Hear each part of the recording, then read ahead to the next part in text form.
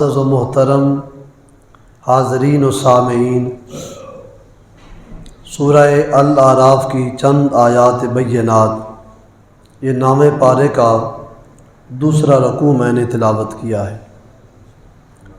اس میں اللہ تعالی جل شانہ نے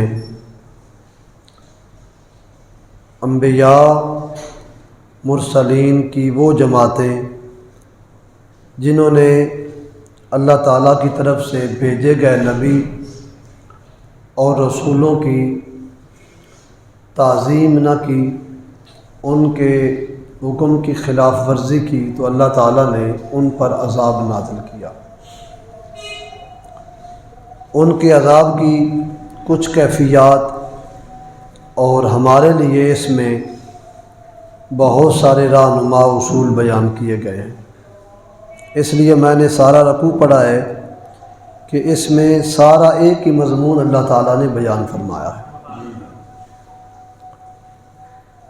حضرت سیدنا نوح علیہ السلام کے بعد صالح علیہ السلام، قوم عاد اور قوم لوط، ان کے ذکر کے بعد حضرت شعیب علیہ السلام مدین کی طرف، جن کو نبی رسول بنا کے بھیجا گیا۔ اب اس رکوع پاک میں اللہ تعالیٰ نے ان کے مجموعی کرتوتوں کو بیان کیا کہ نوح علیہ السلام کی قوم سے لے کے شعیب علیہ السلام کی قوم تک ان کے ساتھ جو سزا والا معاملہ ہوا، انہیں جو ذلت آمیز اور رسوائی والا عذاب دیا گیا، اس کی چند ایک نشانیاں بیان کی گئی۔ وما ارسلنا فی قریۃ من نبی الا اخذنا اہلها، اور ہم نے نہ بھیجا کسی بستی میں کوئی نبی مگر کہ اس کے لوگوں کو سختی پہنچی اور تکلیف پہنچی۔ الا اخذنا اہلها بالباساء والضراء، لوگوں کو سختی اور تکلیف میں پکڑا، کہ سختی میں بھی ان کو گرفت کی گئی اور تکلیف میں بھی ان کو گرفت دی گئی۔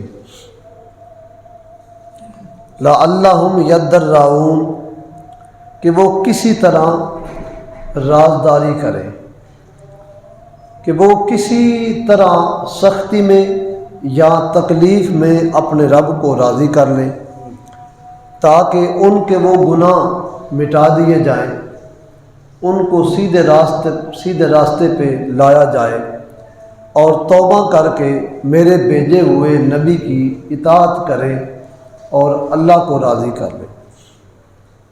ثم بدلنا مکان السیئات الحسنات حتی عفوا وقالوا قد مس آباءنا الضراء والسراء، پھر ہم نے برائی کی جگہ بھلائی سے بدل دیا۔ جو برائی والی جگہ تھی، رب فرماتا اتنے ہم نے کرم کیا کہ برائی والی جگہ کو بھلائی سے بدل دیا، یہاں تک کہ وہ بہت ہو گئے اور بولے قالوا قد مس آباءنا الضراء، بے شک ہمارے باپ دادا کو بھی رنج اسی طرح پہنچا تھا۔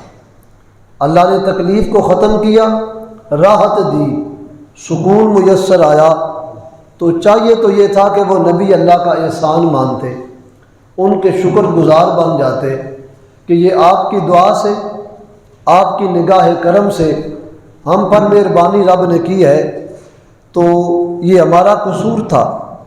اتنی بگڑی ہوئی قوم کہ رب فرماتا ہے وہ کہنے لگے قالوا قد مس آباءنا الضراء والسراء، کوئی بات نہیں، یہ تو تکلیف ہمارے باپ دادا کو بھی آئی تھی۔ فَأَخَذْنَاهُمْ بَغْتَةً وَهُمْ لَا يَشْعُرُونَ، اللہ کریم فرماتا ہے پھر ہم نے ان کو پکڑ لیا، اور ایسے پکڑا کہ انہیں خبر بھی نہ ہوئی۔ اللہ تعالیٰ کی گرفت وہ ایسی گرفت ہے کہ اس سے ہر وقت پناہ مانگتے رہنا چاہیے۔ اللہ پکڑتا ہے تو بتا کے نہیں پکڑتا، وہ بغیر بتائے اپنی کسی بات کو نازل کر دیتا ہے۔ وَلَوْ أَنَّ أَهْلَ الْقُرَىٰ آمَنُوا وَاتَّقَوْا، اور اگر بستی والے ایمان لاتے اور ڈرتے تو ہوتا کیا، لفتحنا علیہم برکات من السماء والارض، تو ہم ضرور ان پر آسمان سے برکت والے دروازے کھول دیتے۔ یعنی ان کو بار بار سمجھایا جا رہا ہے کہ انسان بن جاؤ، میرے نبی جتنے بھی تمہارے پاس صالح علیہ السلام ہو، جناب شعیب علیہ السلام ہو، تمہارا کچھ بگاڑنے نہیں آئے بلکہ تمہارا سنوارنے کے لیے آئے ہیں۔ ان کی بات کو مانو، ان کی بات پہ لبیک کہو اور کامیاب ہو جاؤ گے۔ کتنی کامیابی، لفتحنا علیہم برکات من السماء والارض، ہم آسمان اور زمین سے برکتیں نازل کریں گے۔ آسمان سے اوپر سے برکتیں آئیں گی، زمین نیچے سے برکت دے گی۔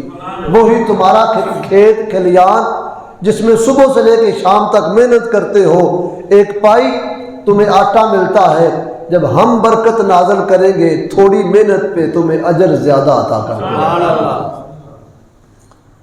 وَلَٰكِن كَذَّبُوا، مگر انہوں نے جھٹلایا، فَأَخَذْنَاهُمْ بِمَا كَانُوا يَكْسِبُونَ، تو ہم نے ان کے کرتوت کی وجہ سے ان کو گرفت میں لے لیا۔